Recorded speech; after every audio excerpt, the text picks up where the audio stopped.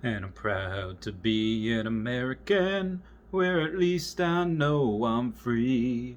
And I won't forget the men who died, gave that right to me. Hey guys, how's it going? It is I, the real Randy Chavez. Why such a patriotic song for today? Well, this is going to be as a veteran reacts video. Yeah, veteran reacts video.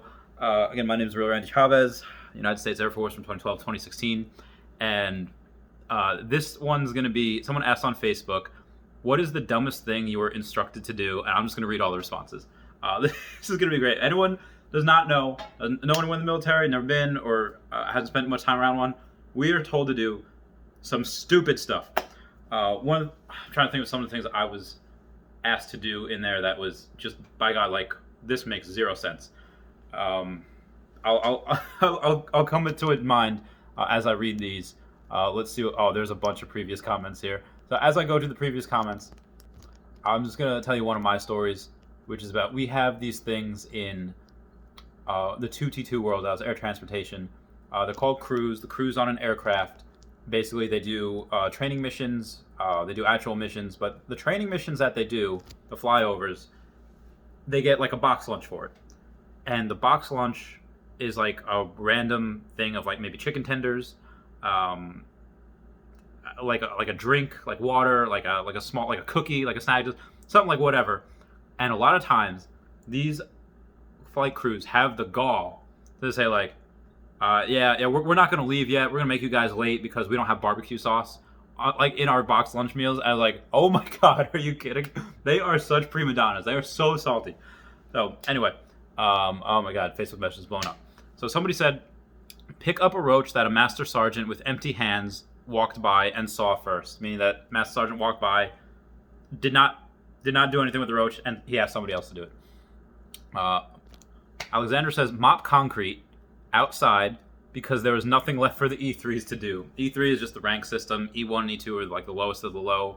E3 is the third lowest, and you get told to do some stupid stuff. Someone just says enlist. Robert says, I can honestly say nothing I've done besides other people's jobs has been outrageous. I got lucky. Lynette says, pick up trash outside in my blues during a thunderstorm. Your blues is like supposed to be your dress, like that's your military, your dress uniform. You have your, hang on guys.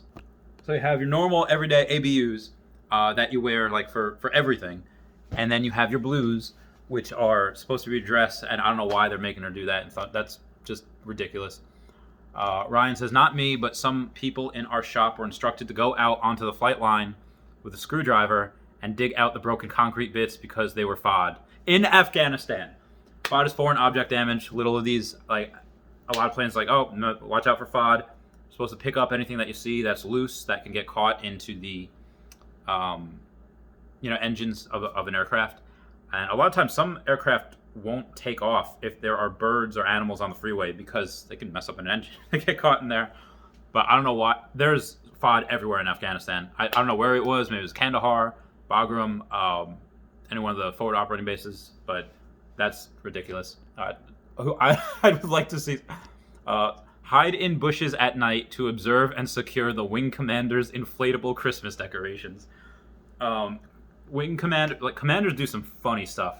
Commanders some people like at Christmas parties. Some commanders like show up drunk, and they'll just try to impress like whatever 20-something-year-old they're trying to court at the moment, and just say like, "Open bar, guys!" and just slam like the credit card on the table, make an open bar for everyone. Commanders do some funny stuff. Kenneth says, hose down the outside of a building because we had a DV tour in the rain. Hose down. DV tour is a distinguished visitor, colonel or above, or chief master sergeant or above. There was a school field trip. I was voluntold to explain aircraft weapon systems to third graders. Voluntold is when you say like, okay, someone's like, oh, it's a volunteer opportunity, and you're gonna do it. Well, okay, okay then. To kill banana spiders with my hands. All right. PT test in the Air Force. Sweep sand off an NGSL during a sandstorm. How long are they out there for? Sandstorms in Kuwait are no joke.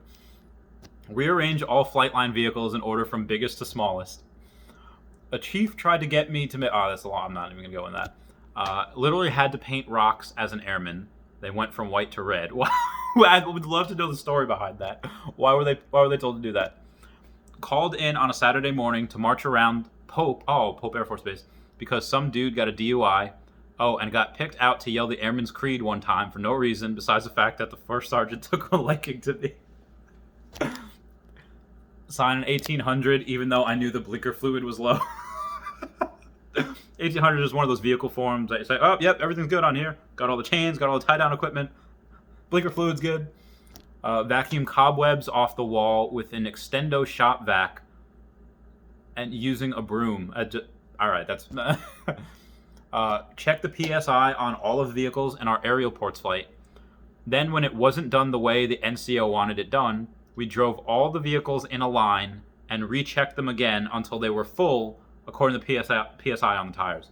Dude, some of these NCO non-commissioned officers, some of these guys just have like these giant egos when they make like staff sergeant, when they get that, fourth stripe, when they're called a non-commissioned officer, and it's like, oh, I'm a non-commissioned officer in the United States Air Force. Like, yeah, bro. Like you've been in for like 5 years and you just you make as much money as this person. Like, they get such big heads. Have power on an aircraft and hook up external test equipment to test it while it was heavily leaking fuel. Would have had to hook up next to one of the larger leaks too. Oh, hell no. Okay, so one of the dumb things that I was told, like, there was an aircraft, there was it was a gas leak. We pump so much fuel, jet fuel into these aircraft, especially because stuff like C-17, C-130 is not that much, KC-10 is not that much, but C-5s that can hold 250,000 pounds of cargo need to pump a lot of fuel in there. Pump a lot of fuel. Fuel starts leaking. There are like 70 passengers on that aircraft. So I was like, oh God. So I go, and in order for the passengers to get down, like Space A, like family members, like civilians, people are going to their families in Germany, do whatever. I go and we have to step this aircraft. So we have a large vehicle, C-5 staircase truck. We have to drive really like pretty proficiently. After a while, you don't even need a spotter. You just kind of eyeball it. And you do that. And